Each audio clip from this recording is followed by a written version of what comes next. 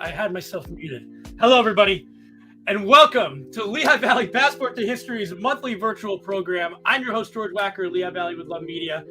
This series airs live on third Thursdays at 6:30 p.m. on Lehigh Valley Passport to History's Facebook page. You can find previous episodes on there as well. Each 30-minute episode, it will highlight a different theme and discussion from that night's participating historic sites. Lehigh Valley Passport to History is a partnership of 50 historic sites and resources in and around Pennsylvania's Lehigh and Northampton counties. You can see their website right here. The group helps to promote local tourism and shares historical activities, events, tours, and exhibitions throughout the valley. Lehigh Valley Passport to History is funded in part with funding received through the County of Northampton's Hotel Tax Program, the Lehigh County Tourism Development Grant Program, and the Institute of Museum and Library Services. Visit lvhistory.org, what you're looking at right here, for more information. Tonight's program explores women in history as we celebrate National Women's History Month. And our participants this evening are Rachel Lewis, Diversity Research Historian at the National Canal Museum, and Nancy Shire, a volunteer at the Sigal Museum. Thank you guys so much for joining me this evening. As I turn off our background music, we don't need it anymore. You'd think after a million streams like this, I would know how to turn off my unmute, but that's the beauty of this. And we have some viewers at home. So guys, remember, if you are watching at home, you can always ask a question in here. But the important part are these wonderful presentations that we're looking forward to this evening. We're going to start with Rachel, but before we get to it, Rachel, could you tell us a little bit about what you do and what your position is at the National Canal Museum? Yeah, so I am the Diversity Research Historian. I am a grant-funded position brought in to both help with the exhibit that will be opening in April, which is Beyond Rosie and Rivets, History of Industrial Women in the D&L Corridor. And then later this year, I'm going to be shifting my focus to researching African Americans in the D&L Corridor as well. And all of this is via the Delaware and Lehigh National Heritage Corridor. There are a lot of corridors in this, Yes. so it's all one corridor.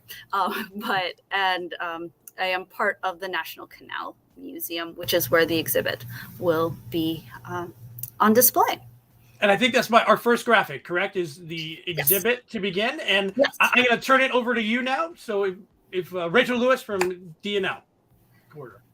All right. So our rotating exhibit this year is Beyond Rosie and Rivets, Industrial Women of the D&L Corridor.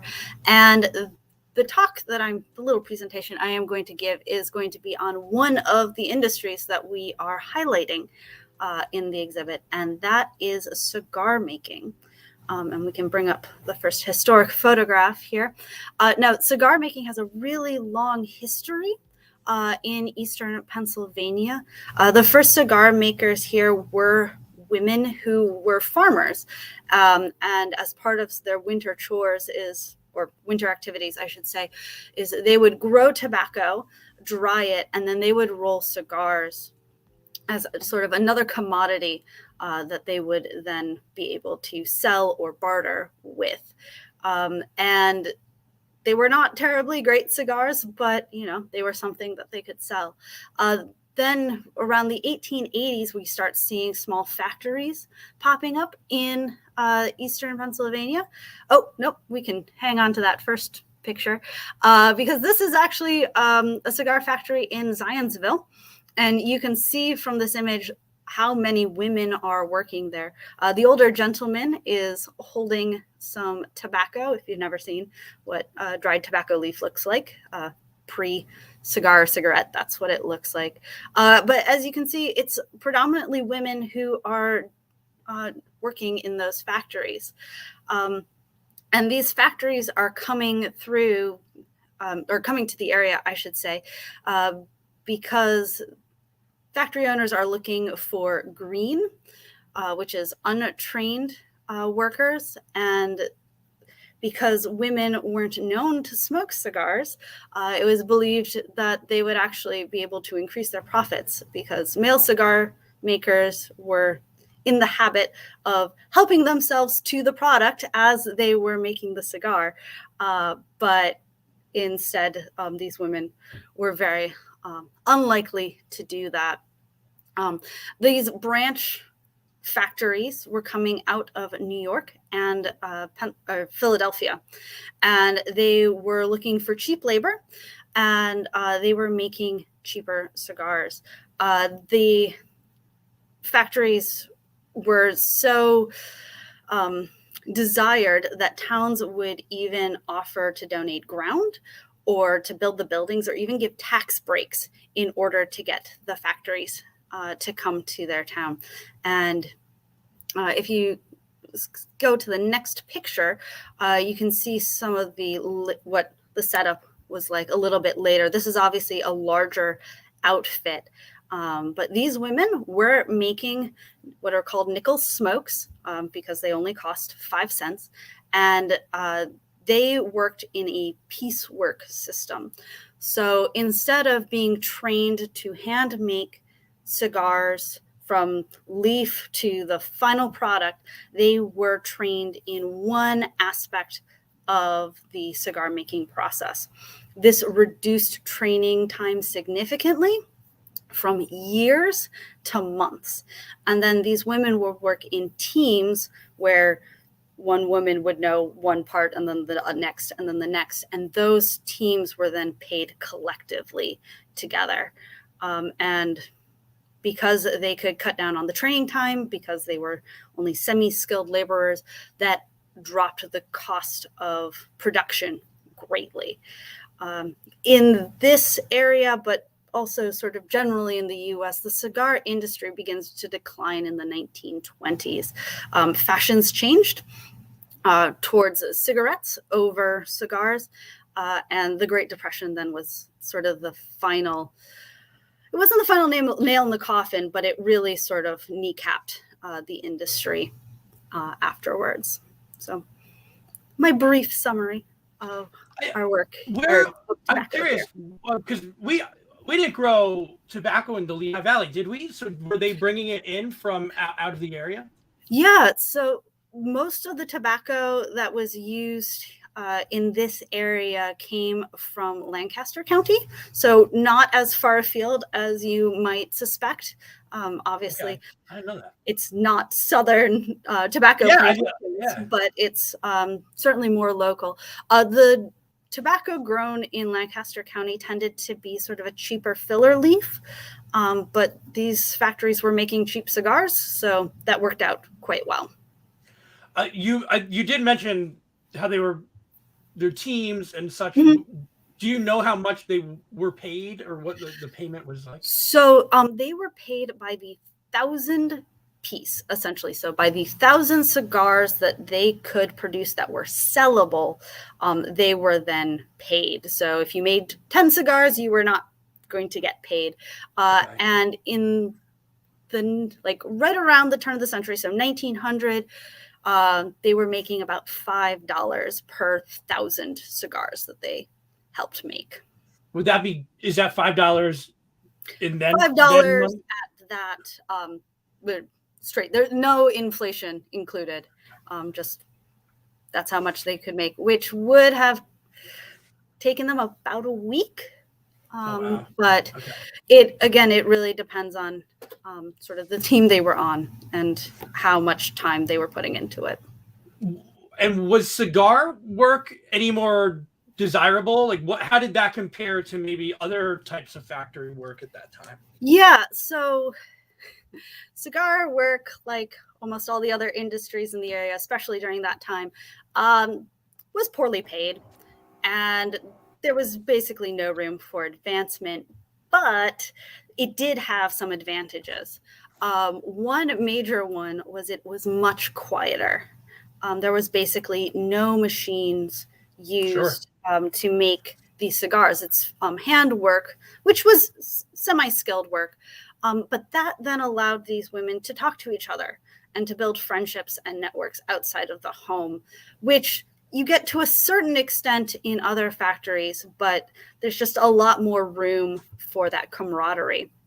And the other advantage, especially in this area as opposed to urban areas, is there was a lot more flexibility in work time because there were not expensive machines that were in theory going idle if the women weren't working.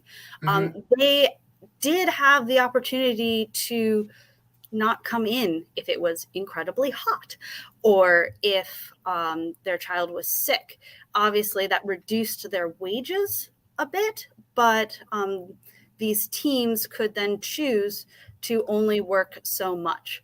And that gave them flexibility in a way that if you're running a machine, like say in the silk mill, you just don't have the option to go home sick because those machines need to run, keep running. Okay, Rachel, thank you so much. I know you said it was short, but there was a wealth of information in there. And we're going to circle back around to talk more about that presentation. And we're going to bring up next, Nancy's been waiting so patiently. Nancy Shire, a volunteer with the Sigal Museum. Thank you so much for joining us tonight. Can you talk a bit about your volunteering at the Sigal Museum and then maybe also the flag behind you before you get into your presentation on the Justice Bell Foundation? Sure. Thank you, George. My name is Nancy Shire, and I am a volunteer at the Sigal Museum in Easton, where I enjoy giving tours to visitors and helping with special events and occasionally writing an article for the newsletter. I just want to mention that now the Sigal has some wonderful exhibits. And in addition, there's also on the third floor, there's the Jane S. Moyer Library, which has a vast amount of resources on Northampton County history. And it's really useful for students and scholars and people doing genealogical research. And I happened to find some of the newspaper articles that I drew my information from at that research library. So I'm just giving them a shout out. So if you need to do any research about local history, then that's a good place to do it. Yes, it is. Yes. Okay. Without further ado, we're going to turn it over to you for the Justice Bell Foundation. And I'm going to follow along with some photos here. So I think I can kick it off with this first one. And here we go. Okay. I had sort of entitled this, "The Lehigh Valley Welcomes the Justice Bell." What happened was 2 years ago, when we were preparing to observe the 100th anniversary of the 19th Amendment, which gave women the right to vote, I was doing some reading about women's suffrage in Pennsylvania, and I came across something very interesting that had taken place in 1915 here in the state. At the time, the women's suffrage movement had been mainly waging a state-by-state campaign. There were already a couple of states out in the western part of the country who had given women the right to vote to some degree or another, but there was a push to amend the Constitution that was also picking up steam.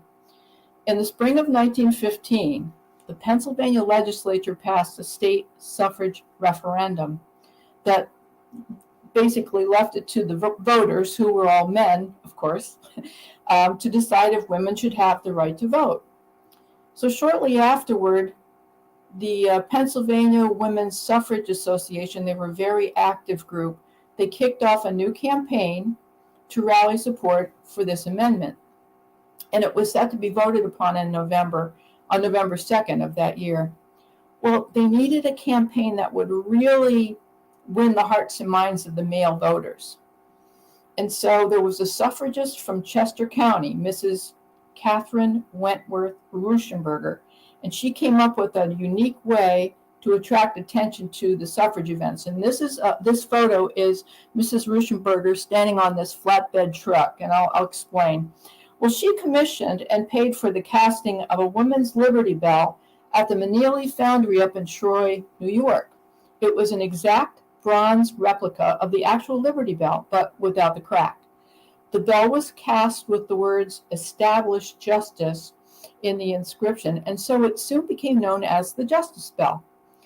Its clapper was chained to its side. They didn't want to ring the bell. They didn't want to let anybody ring the bell until women were granted the right to vote, kind of symbolizing how voiceless women felt not having a vote.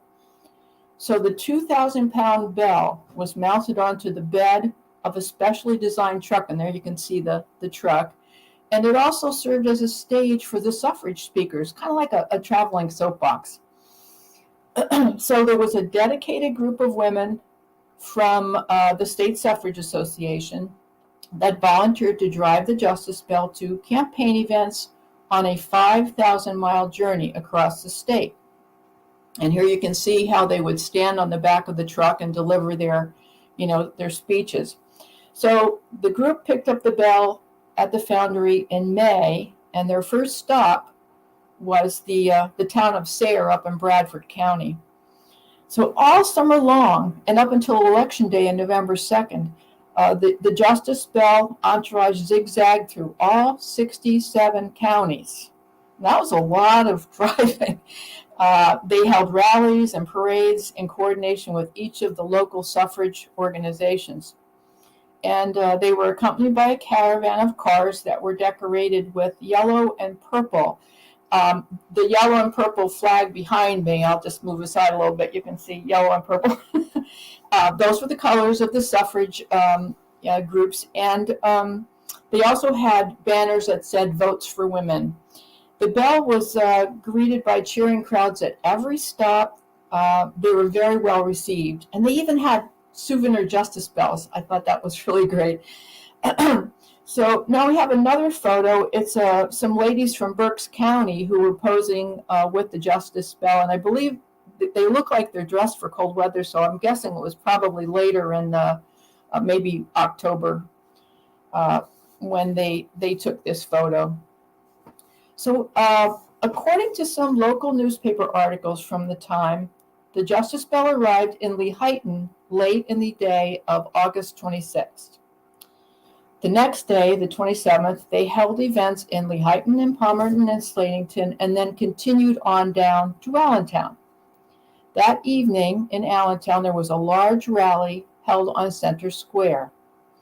And the tour members afterwards spent the night at the Old American Hotel at 6th and Hamilton Street. Now I say old because that hotel was torn down 9 years later and then replaced by a much larger, more modern Americus Hotel. You're probably more familiar with Americus Hotel. So the next day, the Justice Bell headed out from Allentown to do events in Bethlehem and then up to Bath and Nazareth and over to Easton.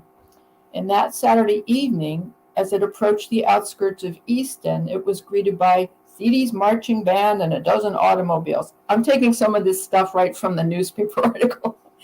After parading down Northampton Street, the bell was parked at the curb line in Easton Center Square. Now there's a photo, it looks like I think it says postcard. Yeah, there we go. Now that's not Easton, but you can see how they sort of parked the bell up to the curb and then they had their rallies. Well, unfortunately, the weather wasn't as welcoming as the crowds that day, that as the headline in the next day's Easton Daily Free Press noted, rain couldn't dampen the ardor of the suffragists. So when the bell reached Center Square, there were hundreds of people assembled there. But soon afterward, a series of downpours forced many to run for cover. But despite the rain, Easton's mayor warmly welcomed the Justice Bell delegation and then introduced each of the suffrage speakers who urged the voters not to get cold feet in November. After an overnight stay in Easton at the Hotel Huntington, just across the square, the Justice Bell Committee set off for towns in the Slate Belt and in Monroe County. So despite the hoopla and the news coverage, the state referendum in November failed to pass. I can give you a couple of reasons if you're interested. aside from the obvious, there were a lot of people who just felt like women's place was in the home and women didn't need to have the vote. Many people blamed the loss of that, referendum on the fierce opposition to suffrage from the liquor industry. There were a lot of breweries in especially the eastern part of our state. And, they were afraid that if women got the vote, they would vote for prohibition. And then, of course, that would close the breweries. And then all the men who worked at the breweries would be out of work. So that was a real big reason why, that amendment didn't pass. So after that, the state suffrage groups put more effort into the national campaign for the 19th Amendment. And the Justice Bell was once again enlisted for rallies and parades as far away as Chicago. It actually became a galvanizing symbol for suffrage all around the country. The next photo is the bell on the float in the parade. If you can pull that one up. There we go. So 4 years later, on June 24th, 1919, the Pennsylvania Congress voted to ratify the 19th Amendment to the Constitution, becoming the 7th state to do so. But they needed 36 states to ratify. And it took until the following year, August of 1920, to get all 36 states that were required. I believe Tennessee was number 36.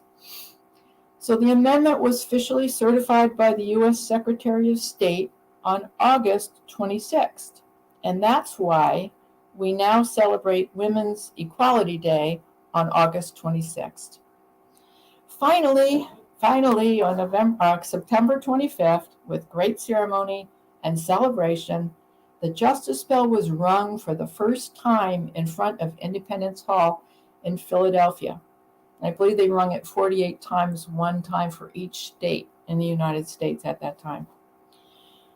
Although the bell had no official home for many years after that, it was eventually taken to Washington's Memorial Chapel in Valley Forge, where it's now on display to the public. And there's a photo there of the bell.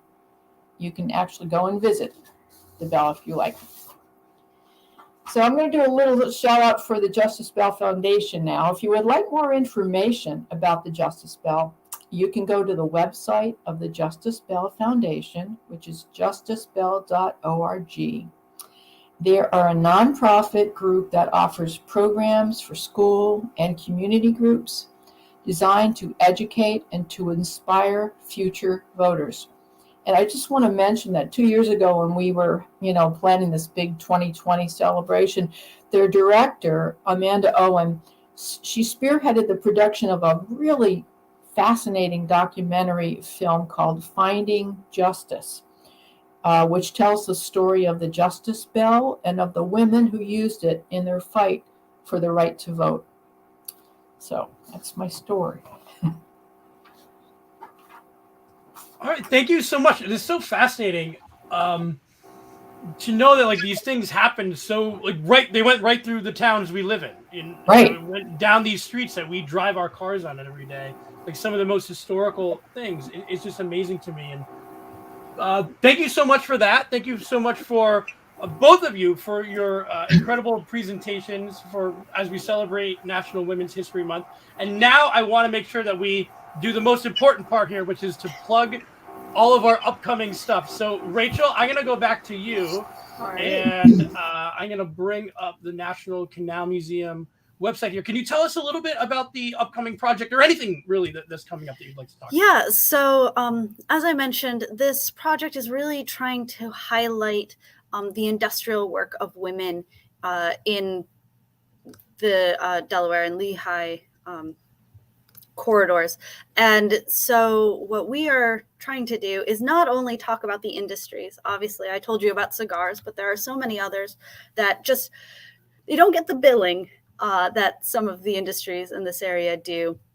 And one of the things that we want to do is solicit information from the people who are watching. If anybody who sees this knows of a female relative that worked in any of the industrial industries. Yeah, I just said that very smoothly. You got it. We did any industrial work. We would love to hear her story. And part of the exhibit will feature what we're sort of calling the faces of industry, which will be a rotating slideshow where we will have an image of a woman with some very brief information. What industry did she work in? What did she do? And sort of the dates. Even if they're vague, we would love to show just how many people, how many women actually worked. Right. I mean, if you look at these photos, you know, everybody in here had a family, you know, and there could be somebody in the Lehigh Valley now who's a descendant, you know, very good odds of some of these women. Yeah. And so obviously we have sort of these anonymous women that we know about from the photographs from sort of general census records of these people worked here, but we don't know their stories. And we would love to have their stories, and we would love to have their photographs and to be able to feature them in the exhibit. So if you are able to help us out, we would love that help. And the exhibit opens April 2nd to the public, but we can add people in just as we roll through. So as submissions come in, they can get added to the exhibit. So don't worry about missing the deadline. If you got to scrounge up a photo of your great aunt, we will wait and we will gladly take it when you have it. And I dropped that direct link in the chat as well. And you can also clearly, if you go to canals.org, you can find that too. And Nancy, I want to make sure we also talk about your event or the event that you wanted to highlight. If you could talk more about it, I have it up here. This one on March 22nd. Right. Yes, it's actually next Tuesday at 4:30. There's another virtual program, and you can get to it by going to the Sigal website. It's cigar-making.org, and just going to their events and clicking on event. And this is it's sounding like it's going to be a wonderful program. Remembering the 1911 Triangle Shirtwaist Factory Fire. That was one of the deadliest industrial disasters in New York history. It was really horrible. A lot of immigrant women were killed. And these two women are doing this program, so I'm looking forward to attending. And I just wanted to kind of let people know about it. So I'm glad that you have that up there. Yeah, and clearly they can visit the Sigal Museum to get a tour from you as well, which is why I would go. Okay. So give tours, but it's so nice, I'm sure, to have people back at the museum now and being able to use all the wonderful resources that are available there. Yes. Okay. Thank you, George. Yes. So we went over all the plugs. I want to thank you guys again so much for these fascinating interviews. It always feels when we get to the end of this, because we're almost at the full 30 minutes, and it went way too quickly. The great thing is we were able to watch these videos again, and if there is anything you missed, you can go back and re-listen to it. So again, Rachel and Nancy, thank you so much for your time. And everybody at home watching, thank you so much. And please remember to visit lvhistory.org for more information, sigalmuseum.org, and also canals.org. On behalf of Lehigh Valley Passport to History, I'm George Wacker with Lehigh Valley with Love. Thank you so much, and we'll see you again next month. Thanks, George.